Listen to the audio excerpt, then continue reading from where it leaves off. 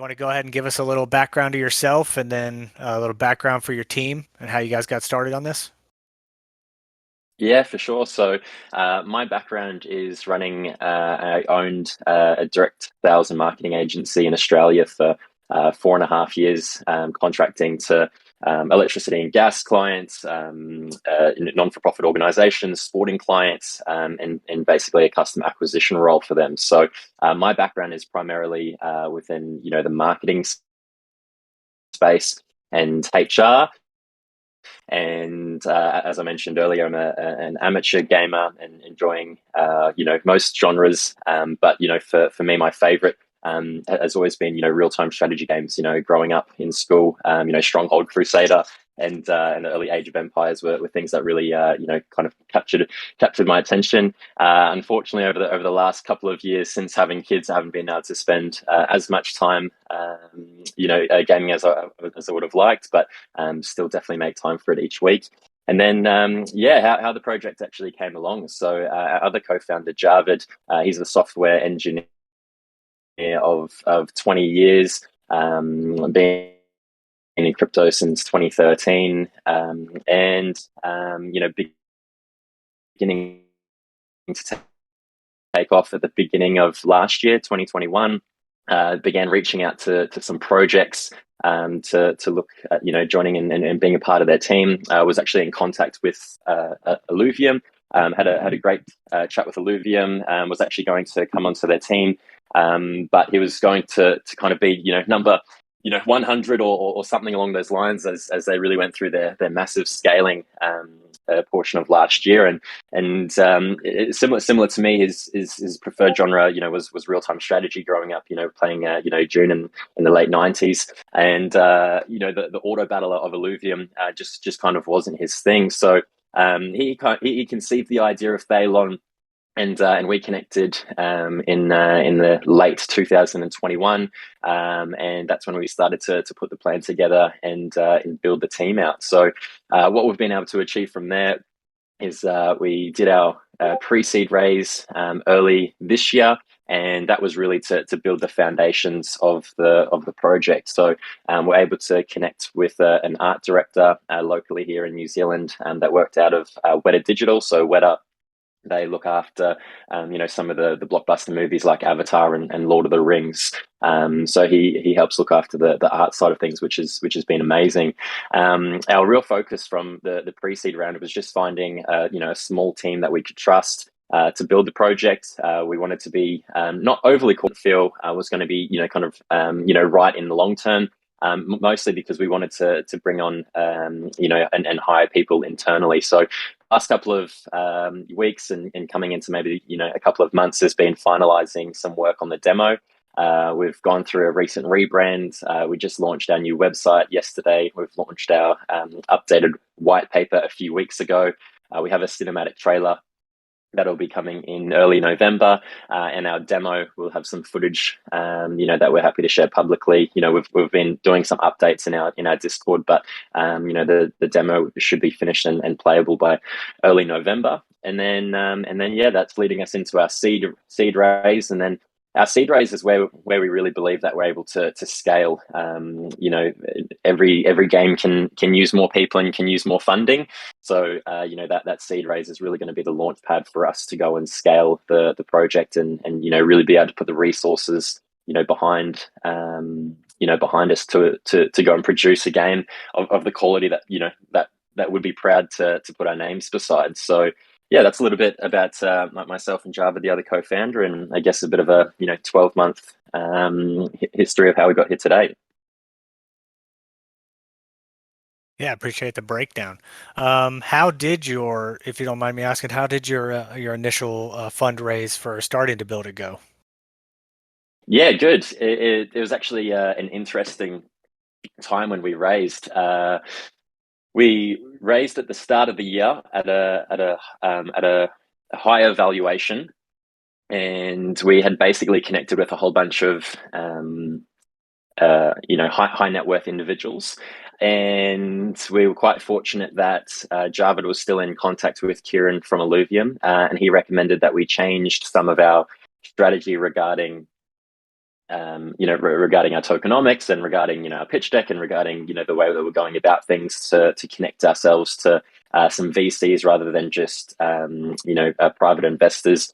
As the VCs are able to open, potentially more doors and give us a better reputation moving forward. So we changed our strategy, and it was kind of by the time we ended up changing the strategy, some things in the world had started to kick off, with Ukraine and Russia. So those couple of weeks that we decided to adjust some things with our raise, fell into place for a reason. But yeah, we raised just over 600K, and yeah, that's been well and truly enough for us to get the project where it is today. But as mentioned, we definitely need some more funding to go and scale it and to build something that is going to be epic in the space.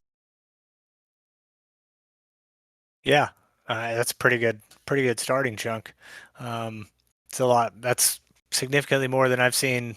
Some games with their alphas out, right? Their original version, that try to draw people in. I've seen them not draw anywhere near close to that, um, and or draw close to that and then run out of it before making any real progress. So it's Well, that's the thing. We it's really didn't want to be, we see some projects, and not that it's a greed thing, but we really view fundraising as, the pre-seed is to get from step one to step two, and that's our seed round. Our seed round gets us to step three, and then, our public, our token launch is step three to step four. It's basically just going from, point A to point B, and instead of trying to, sometimes I think, people try to pitch the very end goal, while we're just taking, each next step as it comes.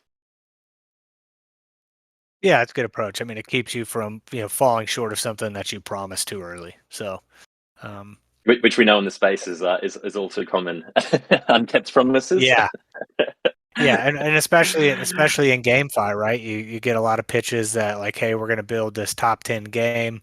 Myself and you see Showbro here in the audience, we were invested in a project that did that. Hey, here's our alpha. We got a top 10 game coming for you. Like, we got all this stuff. Here's our roadmap, and I don't even think. I mean, I don't think it's done anything. Well, as far as I knew, last time I paid any attention.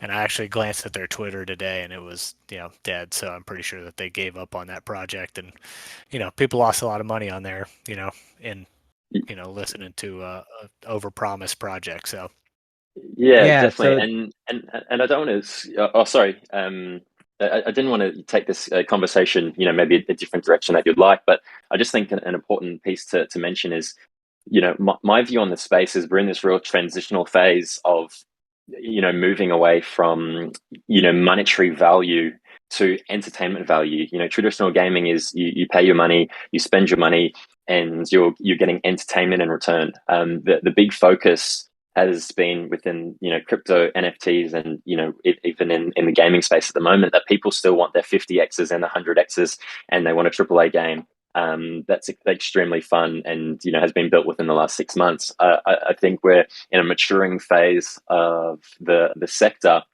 where people realize that it takes time to build good games. It takes a lot of money and a lot of resources to build good games, but that doesn't necessarily always have to turn into a monetary reward. Where we can't continue to have this focus of every project that we invest in does a 1000x in 2 weeks, and we get a game that's extremely fun. So I think we're in a transitional phase, moving away from monetary value, to asset ownership being the focus, and skins and collectibles, and the main adoption will come when we have an entertainment value again. That's just my personal view on where we are in the space at the moment also. yeah, that's interesting. And what I was trying to say here is you seem to have a methodology to, your pre-seed and seed and whatnot.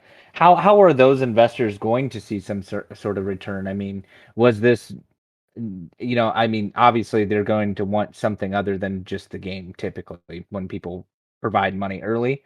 On top of that as well, um, how does that strategy transition to the usability of the game? Yeah, that's a really good question. So regarding the investors, we have gone the typical route of token equity. And sorry, could you just rephrase the second part of that question? I didn't catch.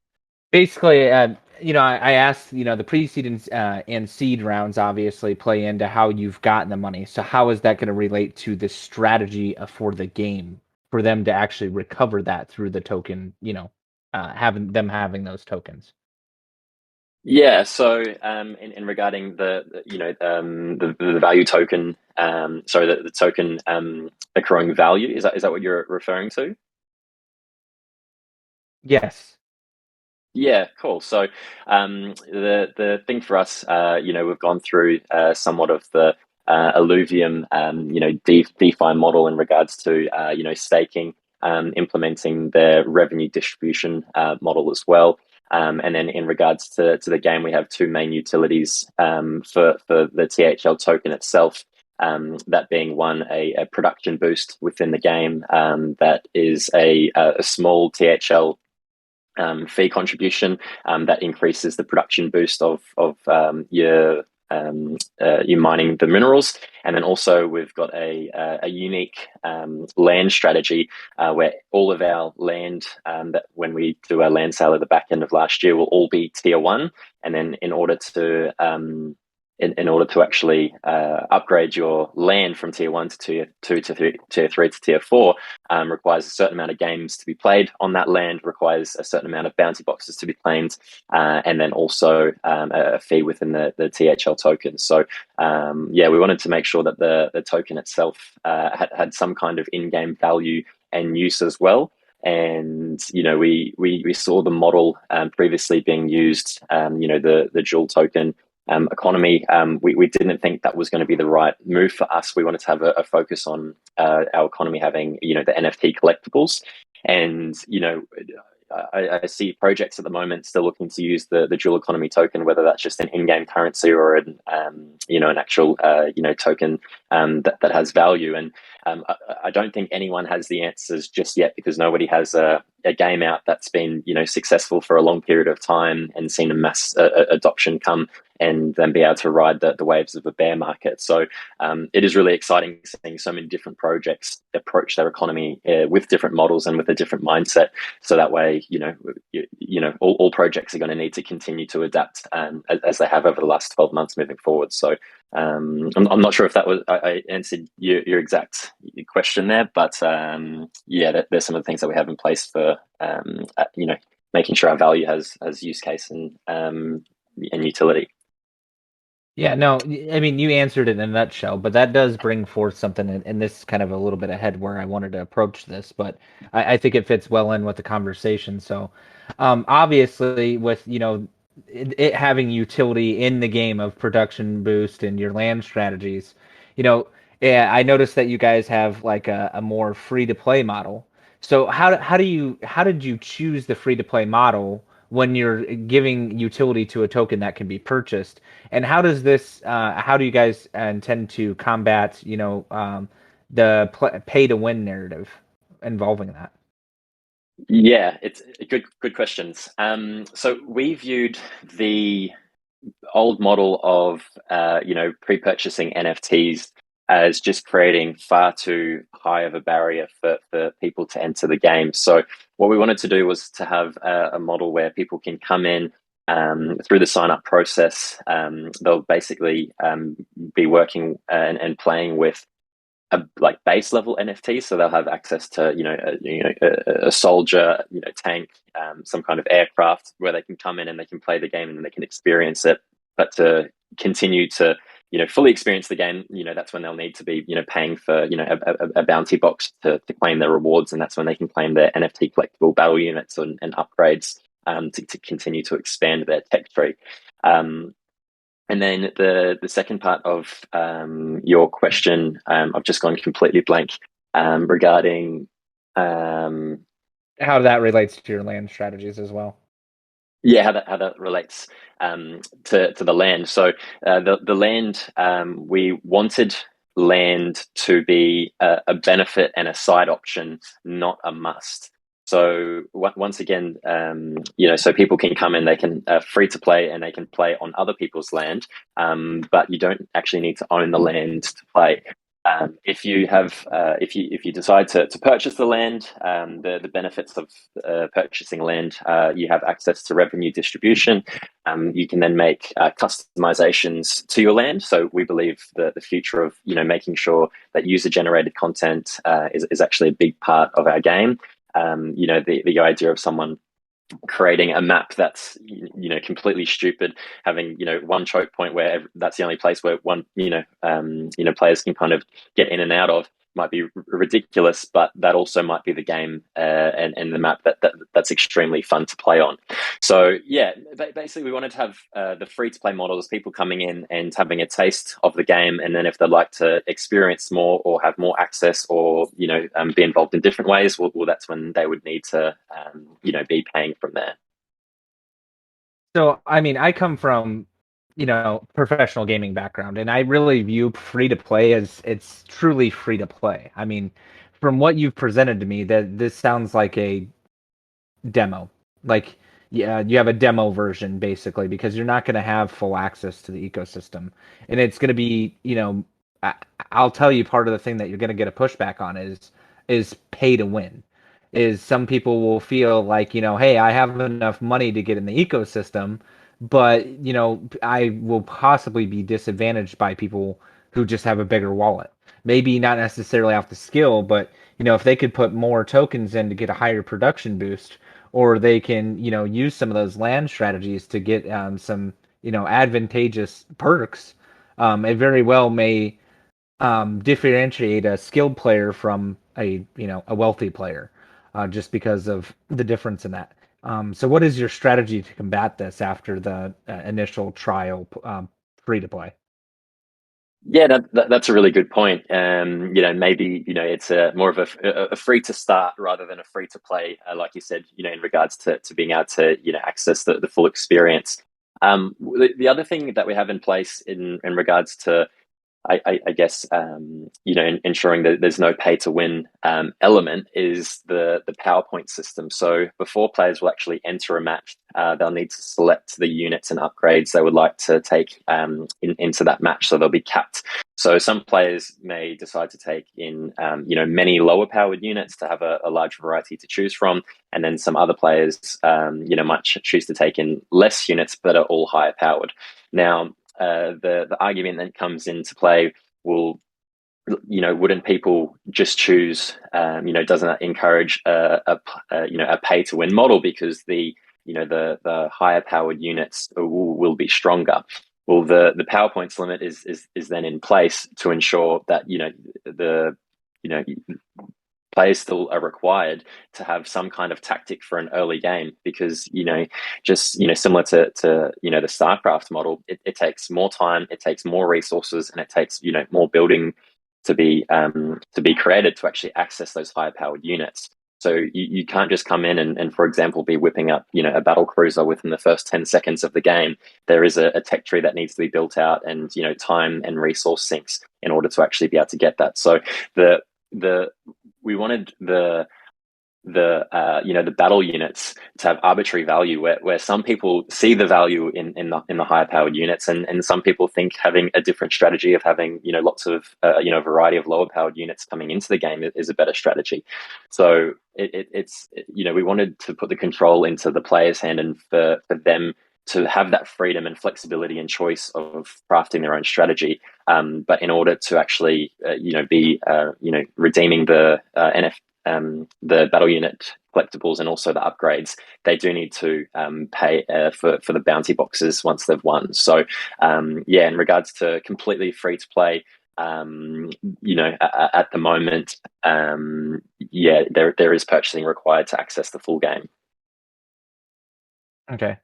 So to expound on this, because you've addressed some of the concerns that I would have, but even if like it, is this a round based model, or is it going to be something that you could you complete a round, so they maybe the next round you start off with, hey, you have learned some of these trees, so then you can progress and move on, or is it going to be a fresh start every time that you guys play? Yeah, fresh start every time you play. Okay. So, the case in point of the availability of those resource boosts, the production boosts every single time that you play. Somebody who has the, bankroll to continue to buy the tokens and continue to boost production could formulate strategies that become a meta that would be, considered like overpowered. And really, hey, if I can, people will sit down and do the math, just like they sit down and do the math for WoW, just like they sit down and do the math for everything, and they will find the most efficient method to to have the highest power in the shortest amount of time. So like my question purely relates to how what mechanics are you going to set up to prevent mechanisms like that, because right now what you've explained, I don't believe you have a model in place to do that. Yeah, correct. I think we might be a little bit too early to have a concrete answer for you. It's something that at the moment we see a part of the high level model that we've put together. But this is the feedback that as a Web3 project, I think is important, having the community get hands on with our product, breaking it, scrutinizing it, complaining about things that they don't like, and some will be justified, some won't be justified. And there's some of the adoptions that we're willing to work with the community to ensure we do have a game that is going to be enjoyable for the majority. So yeah, don't have a solid answer on how we plan to avoid that just yet. Perfect. I love transparency. People who I tend to find founders, especially who tend to act like they have all the answers now, tend to be the ones that fail the soonest because they don't have a plan to adapt as it comes up. So I'm glad that you've addressed that head on. So I think we beat that one to a fine enough pulp here. So let's move on. No, I like it. I'm taking no, please, and like I said at the start, I'm taking notes. This is something that I'll take to our next co-founder meeting, and it gets added to the Trello board to work on at a later stage. So no, I appreciate it. Yeah, no. So I'd like to move on to your roadmap progress. It sounds like that you've got some development on. You're moving towards like the seed round, if I caught that correctly. You Wait, have I have a question. okay. Uh, what is the need to make the whole game on chain? I would figure that it would be way better for the user to have like a regular game, and then you go in your base or whatever, and then the crypto thing happens, and then you come out and play the game afterwards. Is that possible? So it's only the NFTs that are going to be on chain.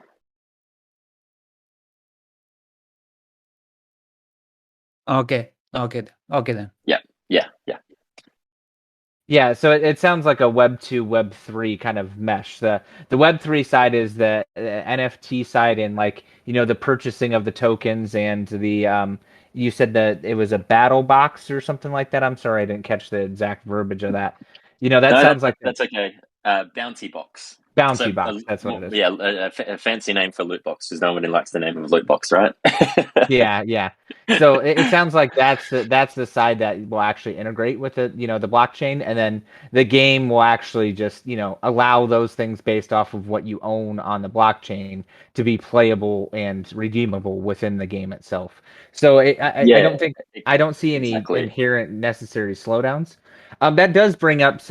I'll segue briefly. I do want to move on to that next one. Um, that does segue to a little bit of another question, is why did you choose the chain you did? I mean, to me, when I think GameFi, and my roots are in Ethereum and a couple other chains, but when I think GameFi, I think that the one that really stands out is actually Avalanche, with the subnets and things like that, because you can literally build like a game server separate and then have it have its own on chain, but off the main chain ecosystem, so that way you don't be affected. Is it just because the partnerships that you guys have, or This is great. I love it when I get the technical questions, and this is usually when I'm with Javid that I look to him and I give him the eyes of like, fuck, I don't know, I don't know what I'm talking about on the technical side. Javid being the software engineer would probably be able to give a better technical answer. But as far as us being involved in the Ethereum ecosystem, that's where the eyeballs are. That's where we felt safest in building and working with Immutable X. We were able to connect with them earlier in the year. They're working with arguably some of the top games in the space and the partnerships, as you mentioned, something that's probably for us, connecting with Immutable. When we spoke to them, it just felt like that was the right move to make at the time, and we've stuck by that decision since then. So on a technical side, I probably need to speak with Java to ensure that when I get asked these questions, I have a better answer for you. But yeah. No, not a problem. I want to put out there, Immutable is a great ecosystem. I'm actually a fairly big Gods on Chain player, so I deal with them a little bit, not the full brunt of it. So that's a great answer. I mean, it's an ecosystem that's got some background to it. So let's recap and then move on to what we were going to move on to before a little segue here. Your roadmap the progress. Roadmap, yep. Yeah. If you would. Yeah, so as mentioned earlier on in the year, we completed our pre-seed raise. We've just gone through our updated rebrand, updated website, updated white paper, our cinematic trailer, and our demo are coming in early November, and then looking to complete the seed round coming into the back end of the year. Next year, we have Q1 when we're looking to do our first NFT avatar mint and launching our token, which will, we're looking to launch our staking soon after. And then Q2 is when we're looking to have some kind of alpha to get the community's hands on and playing to give us some real feedback. And that for us is going to be a big thing, because as soon as people are able to play the game, that's where the real feedback begins. Yeah, absolutely. So that leads to kind of the next thing, knowing where you're at and knowing that, you guys are trying to push towards getting that alpha out so you can get the community feedback. It kind of loops back to how you'll take that feedback, the economics of the game and whatnot, how all that system's going to be structured, because I feel like that's been a really big pain point actually for Blizzard. Since I did play professionally within their ecosystem, is at first is they would have a very responsive the bigger teams, like, hey, we would see something that's broken or needs addressed in the game, and we literally could have an email to Blizzard and say, hey, look, we noticed this, it's really punishing to players like us. So if it's punishing to players like us, over time it becomes punishing to your more casual player, because you got to realize when you're playing in the professional stream, you're playing it like a full-time job. Like, you are there day in and day out, and like you're on salary, not an hourly job. So you're there from the doors open to the doors closed sort of deal. Yeah. And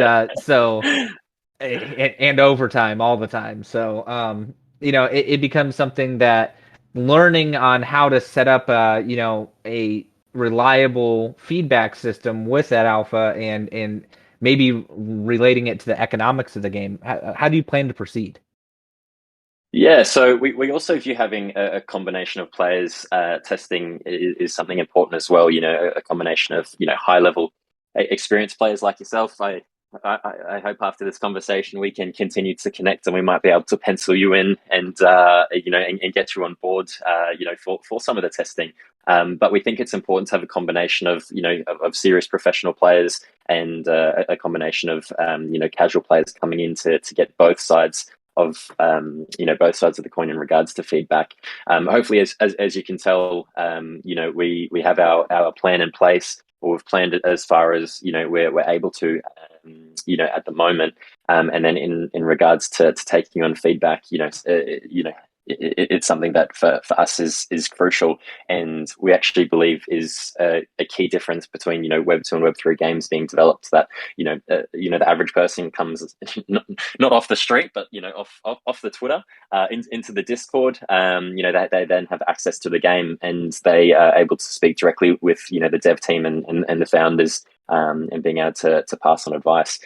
We are also taking advice with a pinch of salt, as well. I think if there's outliers of feedback, they'll be taken on board, but not necessarily looked at as in depth as as feedback in parts of the game that are that would a lot of people are saying that that it needs work on, or they're unhappy about. So yeah, I'm not sure if you're referring to like an actual system on like people like creating like a Google document, or we're setting up an email in regards to how they give feedback. Is that what you're referring to? Like what's the actual system?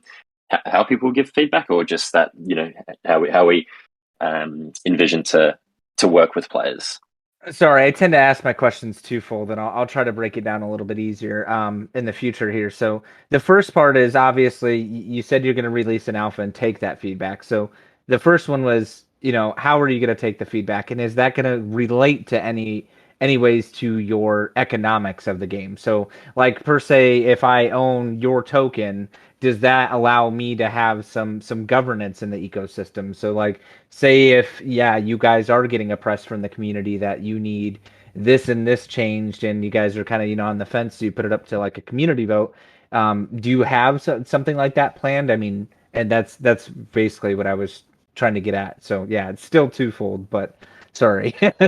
No, I appreciate the breaking down of questions. When I'm hearing them, I'm like, oh, hang on, I'll answer that, and then I'll answer this, and then because I'm thinking about my answers, I stopped listening to the second part of your questions. Yeah, it's all good. Yeah, no. So soon after we do our public token launch, we'll look to introduce a DAO. And then we're actually working quite closely with one of our investors in actually how this DAO would be set up. So what we'd like to do in regards to the gaming side of things is more or less set up a similar voting system in regards to someone putting a proposal through, and addressing some of the problems or additions that they'll change, and then having a gaming specific arm of the DAO that then takes that vote. Because some of the problems, through speaking with this advisor in regards to DAOs has been, all of the people on the council only have, one thing in mind, and that's, how are we adding, how are we increasing the token this week, right? So what we wanted to be able to do is to break that DAO into different parts, making sure that the community has a fair say, that the dev team has a fair say, the founders, still have their say, and there's an equal amount of people in different sectors from the game that are able to have their input on decisions. So, and when it comes to the actual making the decisions for game changes, we'll look to bring in some of the some of the structures from that have been previously seen in a DAO structure. Okay, so is the token is going to give them the voting rights within that DAO, or is it going to be like the NFTs give you the game side of the DAO, and then the token gives you the investor side? I mean, have you thought about that, or is that still in that development with that individual, like you said? Yeah, so I guess this is some alpha. We are looking at having the avatar holders as having guaranteed access to play the game. But we don't just want to gate it for people that have come in and being involved in our ecosystem through the NFT. So our NFT holders and token holders, but we don't want to refine it to that. So we haven't looked at that exactly. Like I said, we've probably been more so just focused on everything that's come together at the moment. We've seen this as a real bottleneck of the cinematic trailer, demo, seed raise, website, white paper, all being coming into the back end of this year, that we've kind of just been hyper focused on that, and not too much thought or specific structure has been put into something like what we're talking about now. Yeah, perfect. Yeah, Relentless, if you want to hit them with some more economics questions, there's some other things I want to ask, but I think they're probably better related after some of those details are open. Yeah, it's Yeah. I was going to say it might be a case of I'll answer to the best I can, but some of the finer details in regards to the economy might not have been mapped out perfectly in concrete just yet. But I'm happy to answer questions to the best of my knowledge, or share that we're working on it. Okay, yeah, I'll touch on a couple of these things, just a couple of things we've already kind of talked about as well. Um, so the NFTs, I'd like to hear a little bit like the breakdown of how the NFTs function within the game, and then the rewards incentives for holding those NFTs. Like, what are they going to be the actual incentives for people to purchase land? What would be like the quote unquote residual income from the land? Yeah, so for landholders, there's basically a few main benefits. Obviously, the first one being, customizations. We see that as a really big, selling point, is having that control. The second one is revenue distribution. So within the, are you guys familiar with the revenue distribution model? I'm assuming you guys are pretty well across it. Yeah, yep, looked over it. Yeah, cool. So basically, land holders will also receive revenue distribution, and then whenever a match is played on someone's land, if the winning player decides to claim their bounty box, a portion of that bounty box fee will actually go to the landholder as well. So for us, this is encouraging landholders to create cool, unique maps, so that way more people are using the maps, and obviously, if more people are using the maps, more bounty boxes are being redeemed, which means they're receiving more fees for people playing on their land.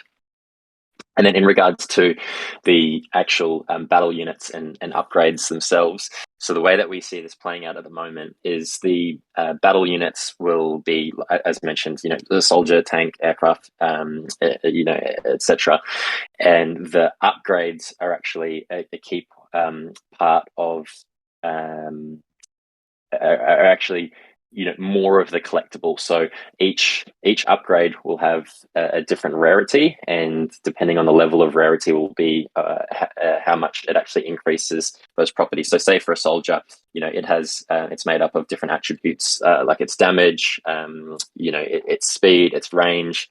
These upgrades will actually increase those attributes. So if you have a common upgrade, it might increase the damage of your soldier by 5 points. If you had to own a legendary one, that might increase the damage, its armor and its speed. So the upgrades are actually a crucial part in regards to maximizing each of the units properties within the game. Okay, all right, cool. And then how much so you said they can like users can play on the land for free, right? But do the landowners get, or you might have already, I don't know, you might have already said this. Do they get money for players using that land, or could players rent that land to then make money? No, so we decided to steer away from the land rental model. So if you and I were to play on someone's land, you won but decided to not claim the bounty box, they wouldn't receive any fees. It's only once someone's claimed a bounty box fee. And then we will have like unit leasing and upgrade leasing, but not for land. Okay, cool. All right, and then So I got sorry, a couple other. just I'll to go touch for it. on why we did that. We didn't want people that only owned land or could afford to pay before they played. We wanted people to, I guess, to experience the game, and then if they wanted to pay for more of, to access more of the game, that's when they can. But we didn't want to gate too much of it at the beginning. If someone has to either buy land or lease land at the start, but before they play, We just thought that that puts too high of a barrier at the beginning. So we thought the benefit would be in rewarding the landowners for people that claim their bounty boxes. Okay, yeah, cool. And I was gonna say I think it also um, creates kind of a barrier to players coming in, right? If people with the bigger wallets come in and buy up all the land, right, and then other players just have to pay them to use their land, right? It just creates like that incentive funnel at the top. Yeah, and with our land model, it's not, it is a pay to win, but it, we see it as something a little bit different, where everyone that purchases land in our land sale is getting a tier 1 land, and it will be somewhat of a race, an incentive to upgrade their land to tiers 2, 3, and 4. But we thought that was a much better mechanic, where people were grinding for a reason to get somewhere, rather than other games that we've seen in the past where people are just priced out from the beginning. So we wanted to have a fair launch for our land sale, where if people were interested in purchasing the land, well, they knew they were all going to be receiving the same tiered land, and then the grind is worth it. Like, the person that grinds, plays, spends lots of hours, invests in upgrading their land. They might not be able to, they might be able to afford a couple $100 for a tier 1 land, but we've seen high tiered land in other projects going for $5, $10, $15, $20,000. We see the value being given to the player that does the grinding, that does the work, that plays the game because they want to get good, and then they've got a tier 4 land that's worth $5, $10, $15, $20,000, and now they're in a position to actually sell, and they're getting rewarded for their grind, and that's what we that's what we view an important factor for rewarding players that have spent time in the game, added value to the ecosystem, have probably given us lots of feedback through the early part of the game. They're the people that we want to get to that tier 4 land first, and either just use the land for the benefits in regards to the revenue distribution, bounty box fees, and customizations, or they're the ones that then have that that asset that's actually accrued quite a lot of value that they can then sell, rather than just only having the whales that can afford to buy the higher tiered land straight from the beginning and then go and lease it. And that's, like I was talking about, we are still in this monetary reward transitional phase, where it's still the whales that have the most amount of money go buy the most expensive land, and then they go and lease it for the most amount of money, and they haven't added any value to the ecosystem apart from funding the team. So I guess we're trying to think of ways that are rewarding the players for spending time in the game and for spending money in the game that'll be a high value to them later on. So with the models I've heard, I have a couple questions that I think need answered before I can kind of give some feedback at this point here. Um, First off, what are the team fees? Like, how much is going to the team overall? How much is being used for market, and how much for like tournament prizes, stuff like that? And then to kind of, so this is going to be multifaceted. So, how much to the I'm team? ready. How much to Should we just marketing? start with should we nail each Yeah, question first, or did you want me to yeah, take that's notes? fine. Team, that's fine. Team. So in regards to fees, are you talking about like on our marketplace, or? Well, overall, so like obviously you're taking your seed, pre-seed and seed. Obviously, you've got to pay some of your team members for their time to develop this, Yeah. or are they doing it, on blood, sweat, and tears? So that part of that, part of the fees, like for the transactions or secondary sales of NFTs, how much is going there? I mean, you have multiple ways that you have money coming in, so to segment that to one would be hard to. That'd be four Yeah. different So questions. I love it. Yeah, so in regards to like our seed raises, they've been specifically allocated for building out the team to actually go and develop the game. And regarding things like marketplace fees, or transactions within the game. That plays into the revenue distribution model, where we're looking to have 80% of the 80% of the THL token or ETH or USDC or whatever it might be is redistributed back to holders, and then 20% is funded for the continual the continual growth of the team and the infrastructure that we're building. Okay, so it's an 80-20 split basically overall. 20% is going to the ecosystem, which is going to pay the Yeah. team, the marketing, and yada yada. Okay, yeah. Yeah. At the moment, that's if you go through the white paper, that's something that we'll look to review as the game comes out. It might need to change. It might need to be less. It might need to be more. But that'll go to a DAO vote once we're at that stage. Yeah, absolutely. Any project that can't be fluid and dynamic with that, especially when you're this early and only half of it's really, I would say even a quarter of it's really revealed, would be Exactly. foolhardy. So no, I get that 100%. So we kind of covered lands. We covered incentives somewhat. I mean, is there going to be like traditional staking on this side? Like, could an investor who doesn't have any care in the world about GameFi at all, they just see it as an opportunity to make money?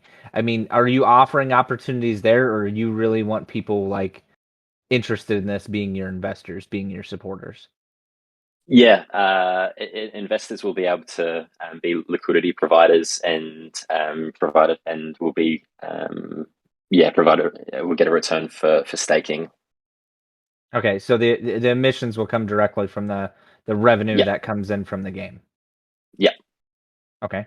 Yeah, and then on that, right? So you have the staking, right? And they get a synthetic THL that could be used within the game and all that. My question on the synthetic token that they receive for staking, right? I know they get emissions for that. Is there a way? Can that be gamed, right? Are they able to stake and then redeem that synthetic THL for more THL and like loop that per se? Is this going to be? Is that a concern for you guys? And then they could, potentially short that. You know what I mean? Yeah, so the synthetic THL is basically an opportunity for them to redeem the rewards that they've received. And our because we're not doing any NFT pre-sale, the main reason for the synthetic token will actually be for the land sale that people can use their synthetic THL for. But then, outside of that, the rewards have their vesting schedule. So, this is just built off the Illuvium model of, once the 12 months is up, that's when they'll be able to redeem the THL itself. Okay, so the synthetic THL is just used within the game to like purchase land Yes. and stuff. Yeah, Cool. correct. And it would be able to, once the game's up and running for the marketplace. Yeah, but all within in our ecosystem. Cool. I just wanted to ask because I saw a game forever ago that tried to do a synthetic THL, but that could also, it was like trying to incorporate like a lending borrowing type thing, right? And people looped that and crashed the value of the coin, and it crashed the game too. So I was just wondering. Yeah, no, those you lines can probably tell through speaking with me. I'm all about trying to make things as simple as possible and and remove as much of the complexity, and maybe not take on challenges that are unnecessary. That sounds like particularly. Yeah, 100%. Go ahead, Life. Yeah, so looking at your game overall, it looks like you guys are built in Unity. And Unity has some great ease of use points, especially from a development standpoint. Especially like there's some world packs that you can build on and things like that. And then you can add your 3D art in, which sounds like kind of what you're doing now. It looks like most of your models are original. It looks like the land models are maybe based off a pack, but been edited to match the style of your unique game. What challenges have you guys? I know this is more on the technical side, but I'm guessing your team has communicated some of these challenges. What challenges have you guys seen developing this in Unity? Yeah, it's yeah, exactly like you said. Some of the assets are completely and uniquely ours, and then some have been bought um off the marketplace and then remodeled. I think for all games in their early phase, that's a process that's probably saves a lot of the unnecessary legwork until a project's funded and they can really put their heart and soul and everything into it. Yeah, I agree on And that case in point 100%. Is I really wish a lot of game developers would use the pre-assets first to get the idea out there, on a cheaper cost basis, right? Just get it out there, let people use it, let it be the alpha version, and then as you go on and you get some of the income from the ecosystem, use that to, release a pack. And yeah, that could be, an upgrade to the game. Much like yeah, and expansions like in WoW or other games. yeah, exactly. And I see a lot of Twitter threads that have you know a really negative outlook on buying assets from the Unity store and using them to build their demo. It's like the expectations in this sector are sometimes just outrageous. Everyone wants to everything to be a Bored Ape Yacht Club, and they go and mint something for zero point zero 0.08 ETH, and then they turn that into $1 million. But that's just unfortunately not how the real world works. There's no way that um, you know average teams or any team is able to go and build these AAA games that we see in the traditional gaming world that have had hundreds of developers and sometimes tens of millions or hundreds of millions of dollars with a budget of $100,000 of 100,000, but that's what the community's expectations are sometimes. Yeah, and that leads to another unique point in this. You know, some of the stressors on that is we all know kind of like game cycles. If you're a gamer at all, that a game comes out, it's got a lot of hype, people like it, they play it for a while, but then sometimes they stagnate, or there'll be a competitor that comes into this space and people have a short memory and they just move on to the newest, latest, greatest. So how do you plan once you're live to continue developing in Unity to meet these?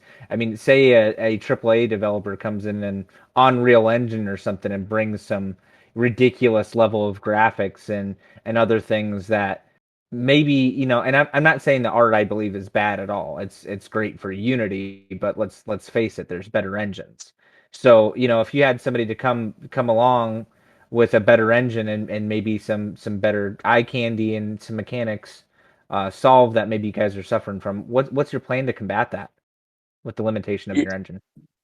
Yeah, so our focus has been to use Unity because that's where some of the team's current experience already was.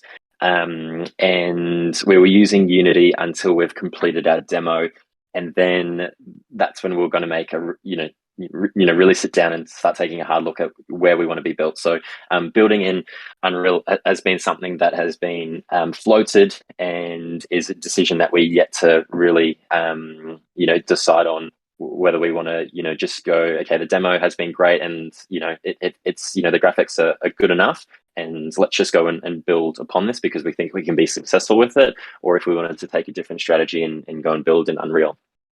So just like a lot of games having seasonal seasonal competitions, prizes, rewards, skins. We're also looking at releasing multiple factions as we move forward as well. So initially we only have the budget to kind of go and create one faction, and then with each new year we'll look to release a new faction within the RTS game specifically itself.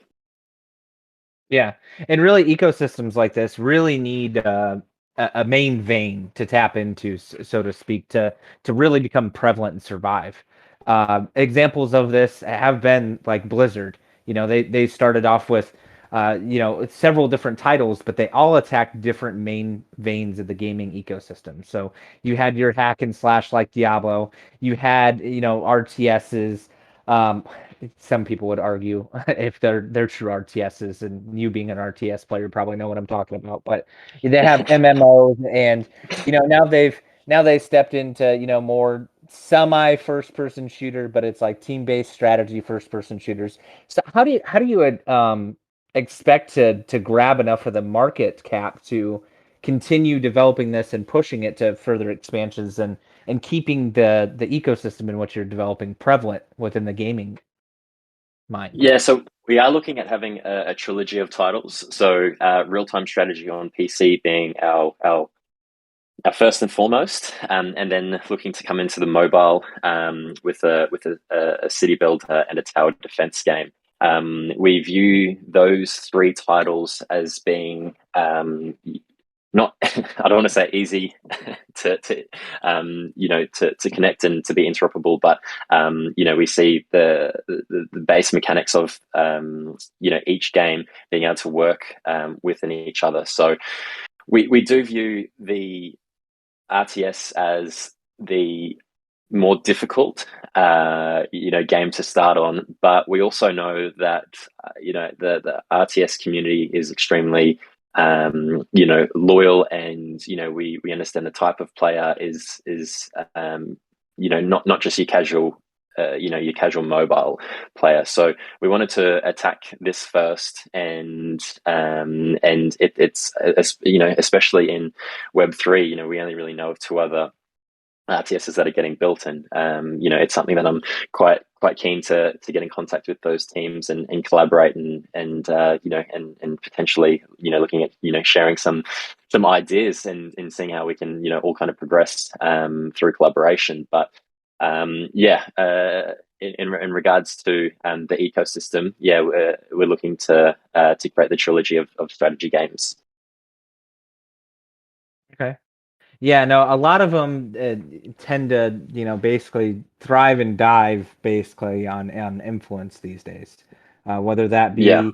be, the cycles of, even popular first person shooters or third person shooters or whatever, whatever type of shooter, you're looking at, some people got really, really into it, especially in the pandemic, the Call of Duty. And then it was, actually it was PUBG, then Call of Duty, then it went back to Fortnite and all that. And this happens within each unique subset of gaming.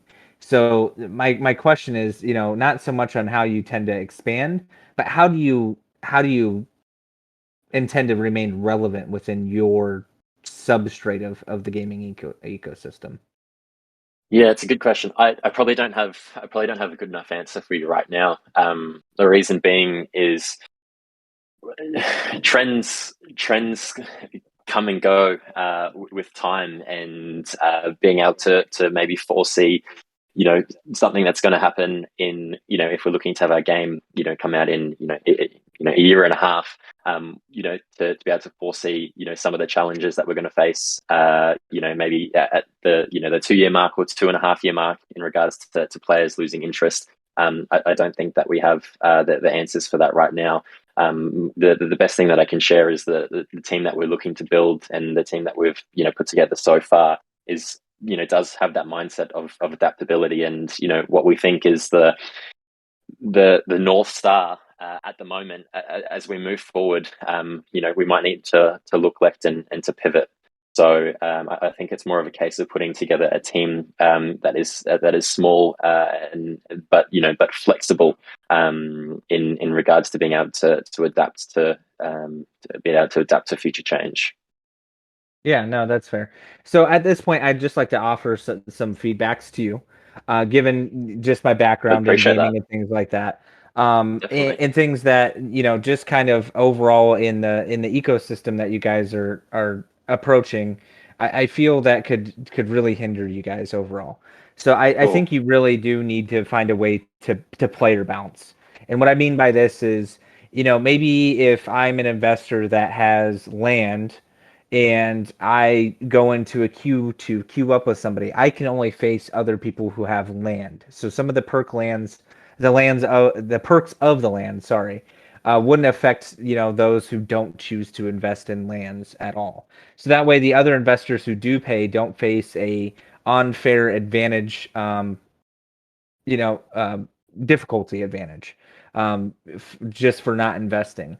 Another thing is, you know, you got to keep in mind that pay to win aspect, because as soon as you basically invite that to support the emissions of your ecosystem, it becomes a mathematical game on how I can make the most money, and it steps away from really just the fun of playing the game, because there will be people that are just going to sit down and they are going to want to grind it for the max return on investment period. So they will do, what's most efficient, what's the fastest, what's the most long term but biggest possible gain, and they will choose a strategy. So that would be one of them.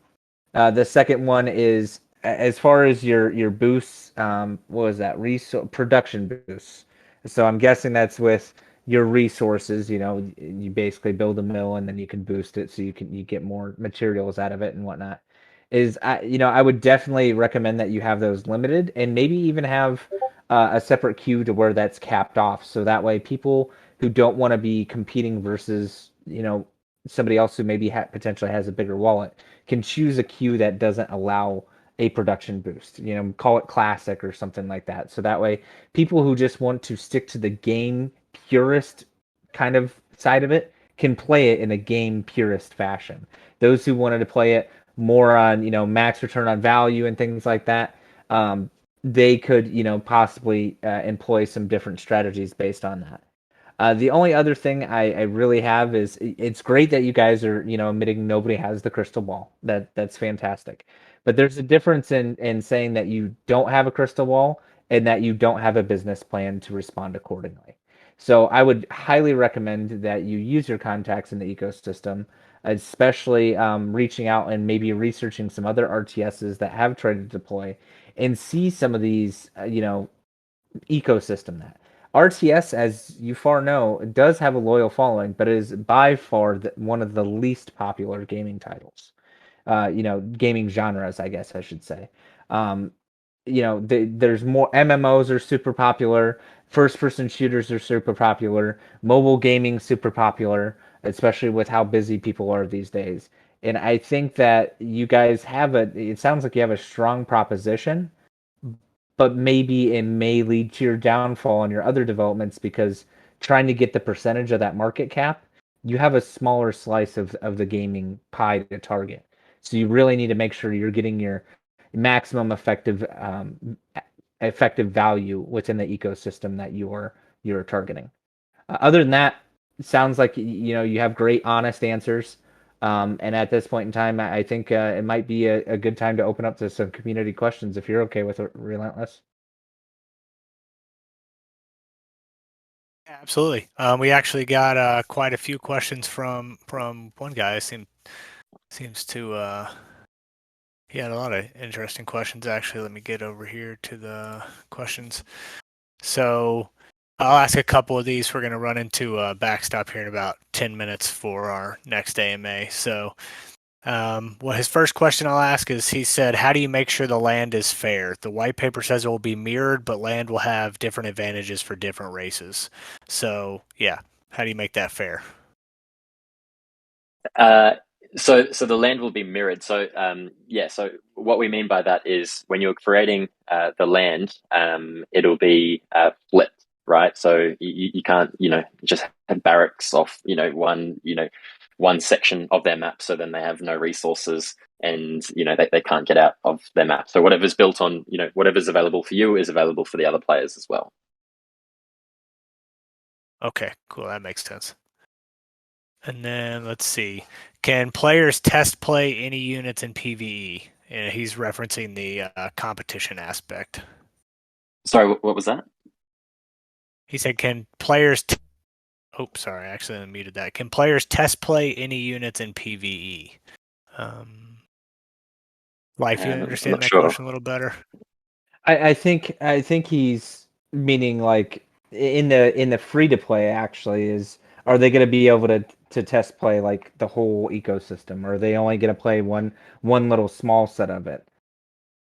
Yeah, so at the moment the model would be, you would be able to play with those free base level NFTs, or you would be able to use the NFTs that you that you have ownership over. If you would like to test or to use your different battle units or upgrades, that's when you would need to lease off another player.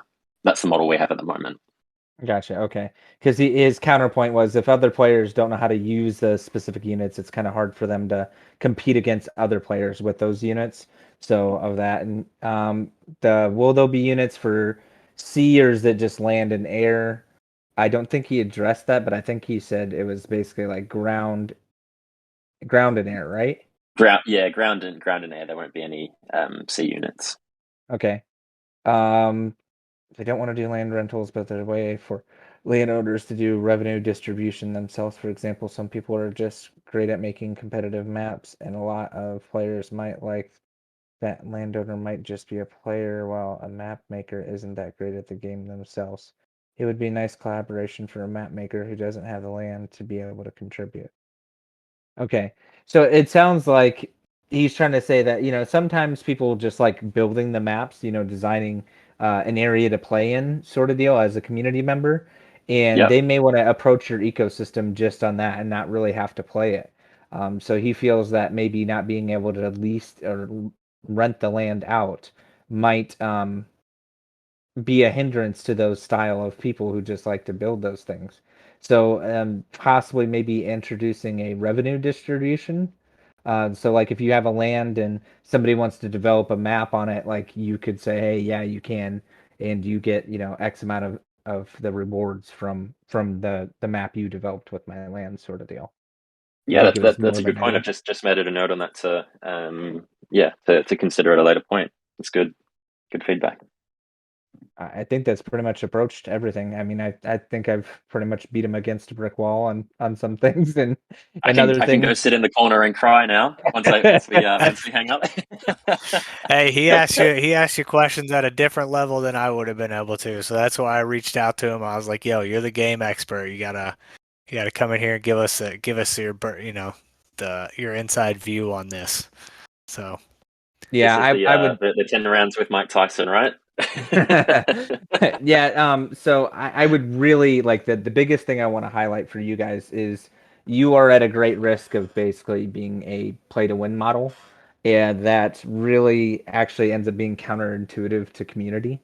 So I would really, really like on your next stages of development, try to find ways to limit that, like a queuing system, like I said, or something like that that differentiates the difference. Maybe build classes. A great thing of this, and people will always try to game it. You can't fix it 100%. People will find out a way, and they will try to exploit it with Smurf accounts and things like that. But like League of Legends is actually a fairly good. It's kind of real time, right, timey, but other people would call it, a different genre. I think it falls into RTS beautifully. And basically, as you PvP and you have those matches, your overall record would put you in a different class, so that way you're paired up fairly with people of, you know, actual skill. So that way, Yeah, even if somebody is buying their way up to that skill level, somebody who just has pure skill could still potentially counter that. And if anything, actually, it might be more profitable for your ecosystem because somebody may decide to throw couple extra production boosts in that round to try to level a hard fought game. So. definitely. No, I appreciate the questions and the feedback. Obviously all taken on board, and it's been a great AMA. I really appreciate the questions, the feedback, and the community joining today. yeah, thanks so much for joining us as well. And then how do you want to run the whitelist? You just want to? I mean, I know we don't have a ton of people here in the audience right now. How many of those you want to give away? Yeah, look, happy for everyone that's on the call right now. Happy to pass on a whitelist. If you'd just like to jump into our Discord, create a ticket, and say DeFi Raiders, I'll be happy to give you guys the whitelist. All right, appreciate that so much. With that, I'll go ahead and wrap this up so I can make sure I'm prepared for the next one. All right, everyone. This has been great. I want to say thank you so much to Mitch from the Thalon team for taking this time to speak with us. Yeah, for real. Thanks so much for joining us. It's been a blast. And then we're looking forward to seeing what's next from the team, watching their project progress. We'll be uploading this talk to YouTube. If anybody wants to hear it again, or if you're hearing it on YouTube for the first time, please hit the like button and subscribe to the channel. We've got a lot more coming for you guys. Thankful to have you with us on this journey. Once again, I'm Relentless from DeFi Raiders, co-hosting here with Life Eternal, our proven gaming expert. So please check out the links for Thalon and drop by the Thalon server to learn more. And we'll see you next time.